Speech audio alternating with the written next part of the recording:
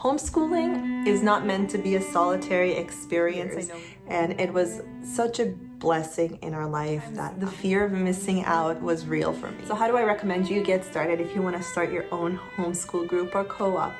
Well, hi everyone, my name is Nives and I'm a mom to two girls, and I've recently left my job and my career to stay home and homeschool them. All right, so today I'm coming at you from another space because I've just finally put my 2-year-old to sleep. She's refusing naps, but she's so tired and I don't have any more quiet time to make these videos. So I'm gonna improvise and just not set up properly and hope for the best, honestly, because that's what's gonna work in this season of life. Also, I probably should remove this bracelet, but my daughter made it for me yesterday. Okay, so today I wanted to chat about homeschool co-ops, homeschool groups, building your homeschool community, call it what you want, and how to create your own homeschool group or co-op if you wish to do so. One of the best things I did this past September when we started homeschooling was to create a group of like-minded moms and kids to join us in our homeschooling journey. Honestly, having our homeschool group has been such a blessing, not just in our homeschooling journey, but also in our life. This ability to do this together with other people who are like-minded, and to have a community, to have a group of friends to grow with, to have experiences with, to just do our homeschooling life with. It's like having peers, and it was such a blessing in our life that I couldn't recommend it enough. So today I wanted to chat about some of the benefits of being part of a homeschool co-op, starting your own homeschool co-op, as well as how to do so and what are the steps that I recommend you follow to start your own homeschool group. So for a little bit of a background, last year I started my own homeschool co-op, and we are gearing up to start our second year come September, actually, so it's really exciting. The great thing about having this homeschool co-op is that my children have a group of friends to share experiences with, to go on field trips with, to learn with, to play with, and we just have a community. And likewise, I have a group of like-minded mothers who are in this with us. Okay, so for a little bit of a background, last August when we were gearing up to start homeschooling, I created our own homeschooling co-op.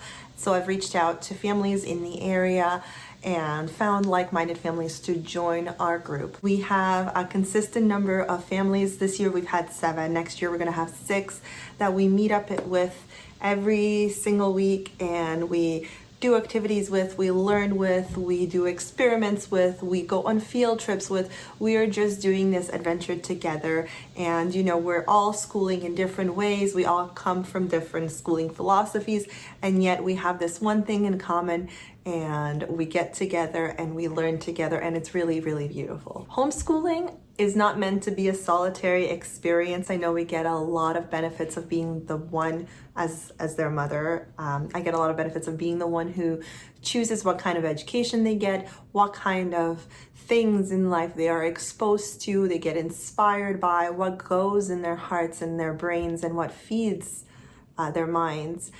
But also, I think it's so important to surround ourselves with community. Okay, so why did I create my own homeschool group? Why did I not join one? And just to let you know, I will use co-op versus group interchangeably here, but it basically means the same thing to me. So a lot of groups, I've looked into other homeschooling groups, and there were some great ones. Some were just too far away for me and I wouldn't be able to commit on a regular basis. Other ones they didn't fit the vision that I had in what I would like this homeschooling group to be about, what I would like the structure to look like, what I wanted my children and me to get out of the experience. It just didn't fit us.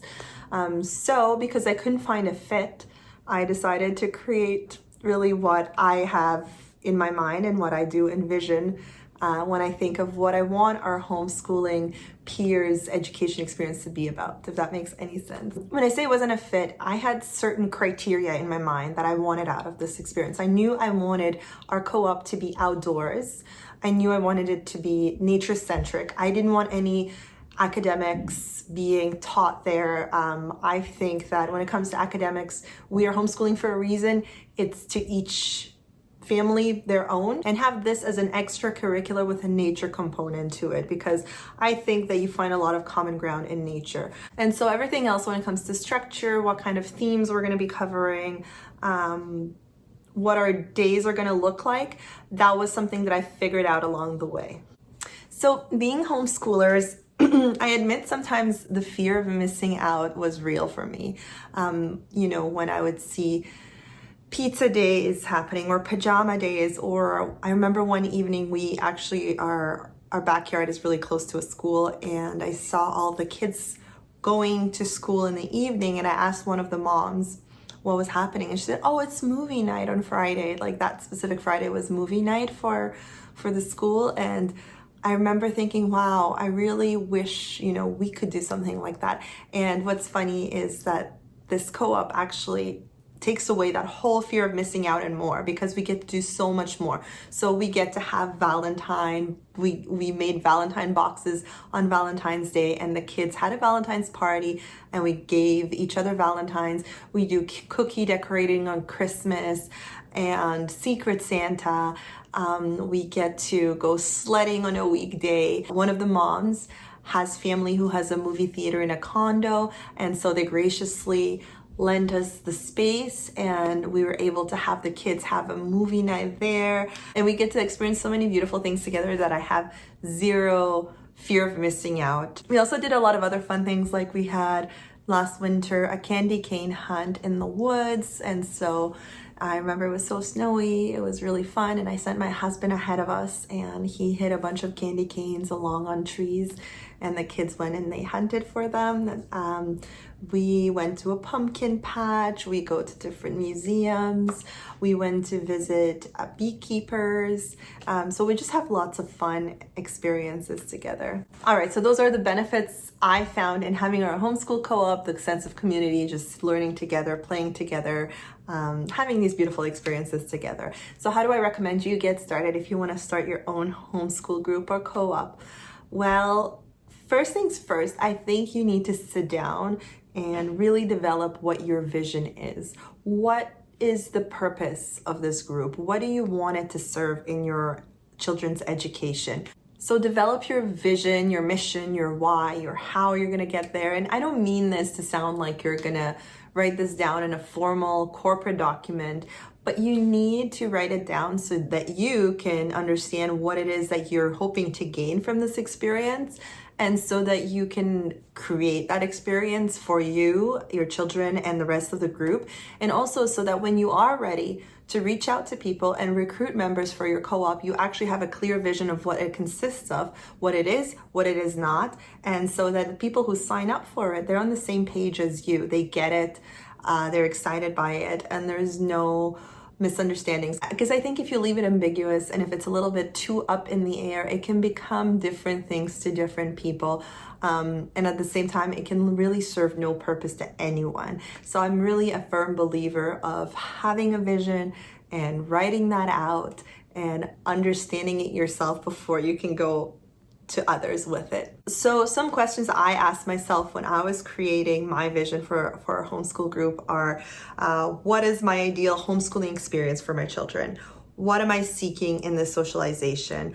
Are you doing a nature study group? Are you going to be creating a strictly Charlotte Mason homeschooling group, or another style of homeschooling group if you're another type of homeschooler watching this video?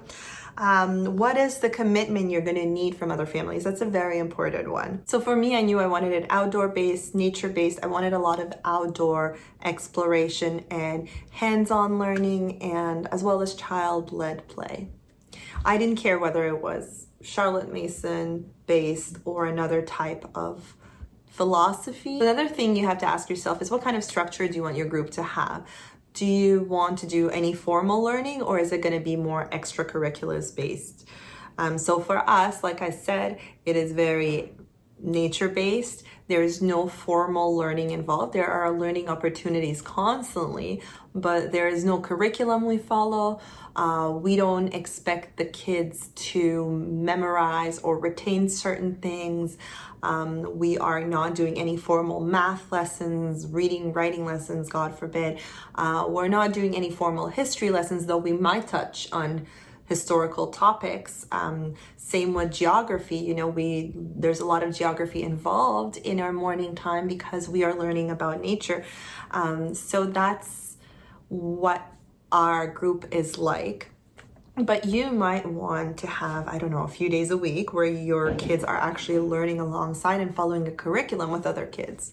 So what will be the structure of your day? How do you see your sessions panning out? For us, just to give you a little bit of a background, we get together every week, one day a week in the morning, and we open up with morning time.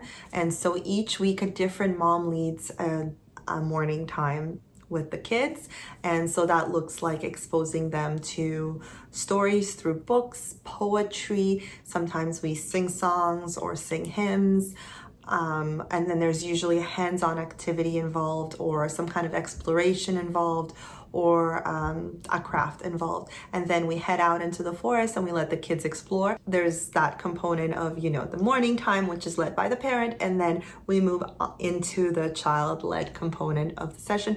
And I thought that was a really beautiful flow because it allows the children to develop their relationships. It allows a time for learning and then a time for play. So answering these questions is so important because it's going to help you recruit the right kind of people who understand what you're going to be about and what this experience is going to be about. So figure out how often you're going to meet. And that really depends on your commitment, the time and the effort you can put into this co-op. Because as the leader, there will be a lot of things on your shoulders, especially in the beginning stages when you're figuring everything out. So just to give you a little bit of perspective, I have a pretty small group. We were 7 families. But still, there's a lot of scheduling things, creating a schedule, finding out what themes we're going to be using, communicating with everyone, getting everybody's input, which is so important. And then also scheduling field trips and oftentimes calling the places, figuring things out. So there's a lot of involvement on your part that is needed. So before you commit to doing, 2 days a week, figure out if you actually have the time to commit to that.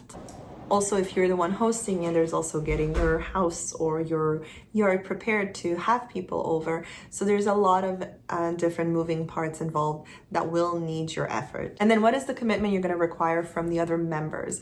Will you require them to be there on a steady basis, or are you okay with them dropping in and out as needed?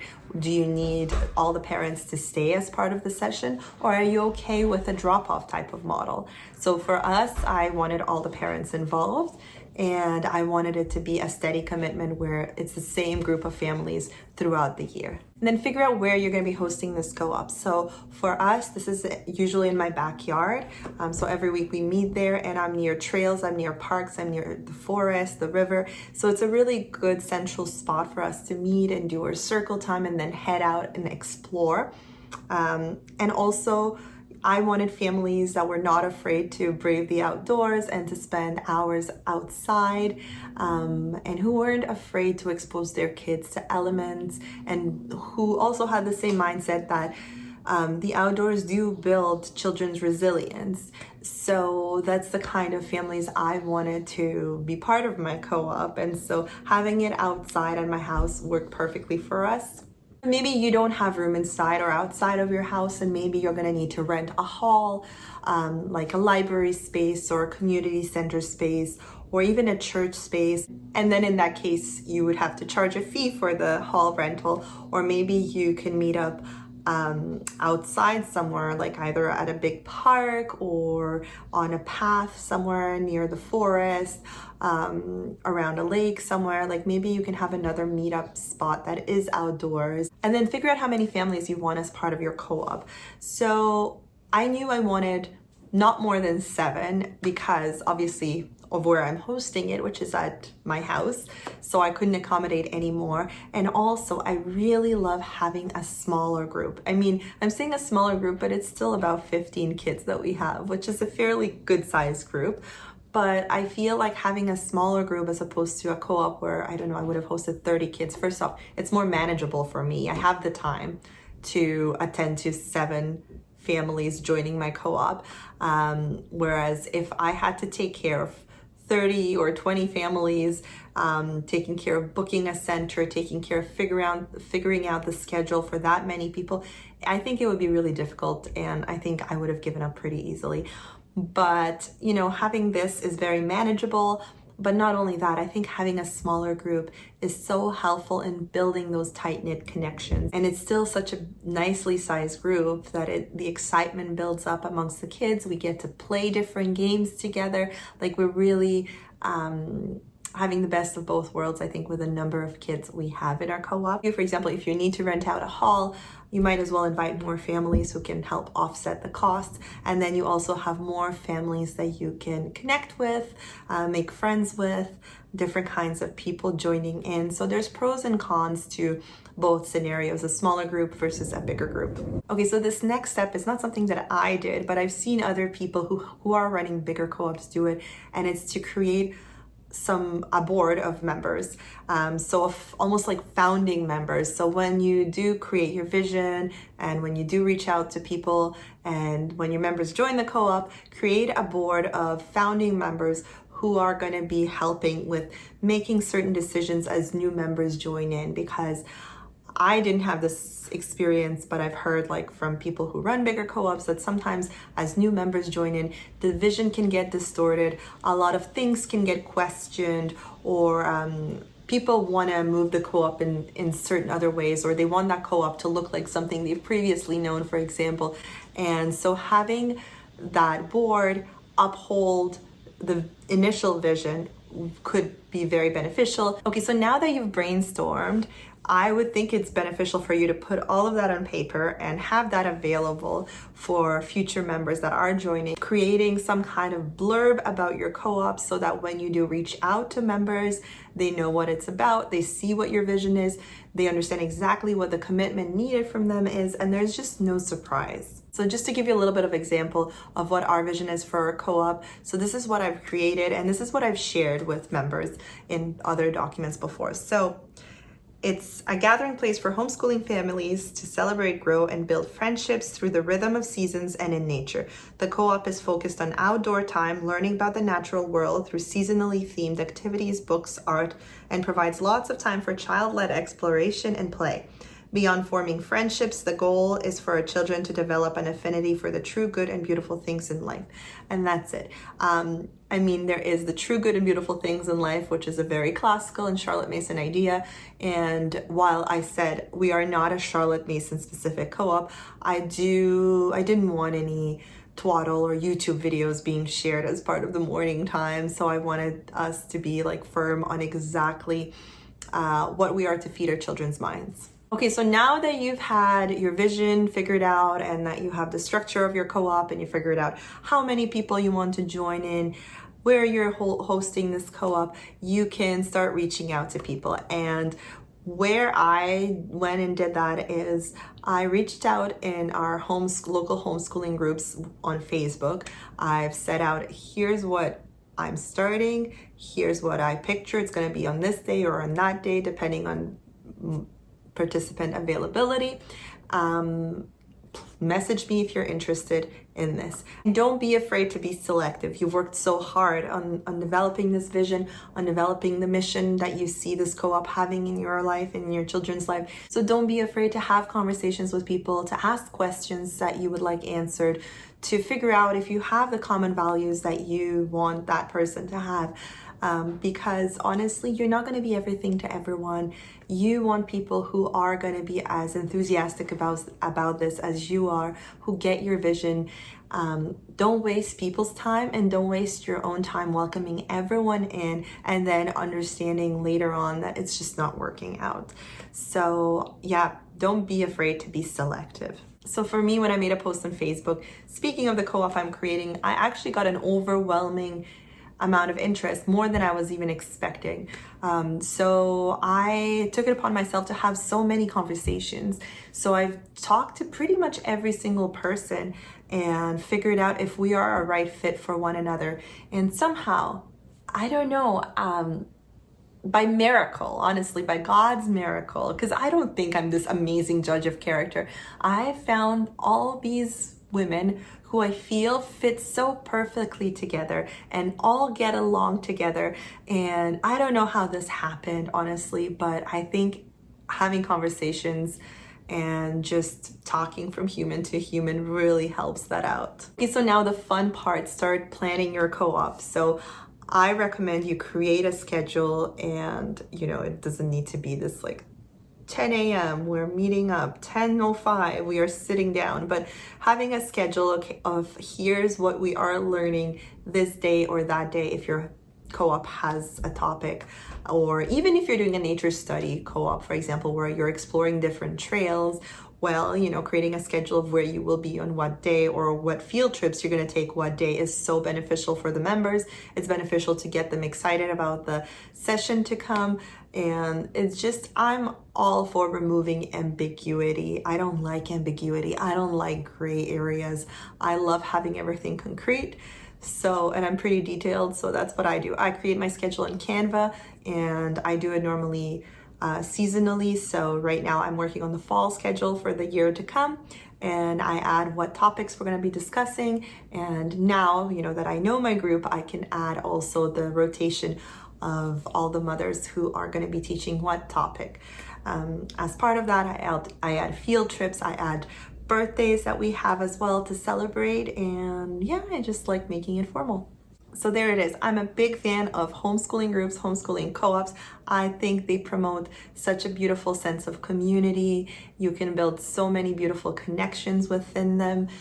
You have a group of friends that your kids have consistently that they get to learn with, they get to play with, celebrate with, and it's just added so much brightness into our homeschooling days. It's something that my kids really look forward to. So there you have it. I hope this was useful for those of you who are looking to start your own co-op, to start your own homeschooling group. Don't be afraid to make friends, to reach out to people. Don't be afraid to communicate your vision.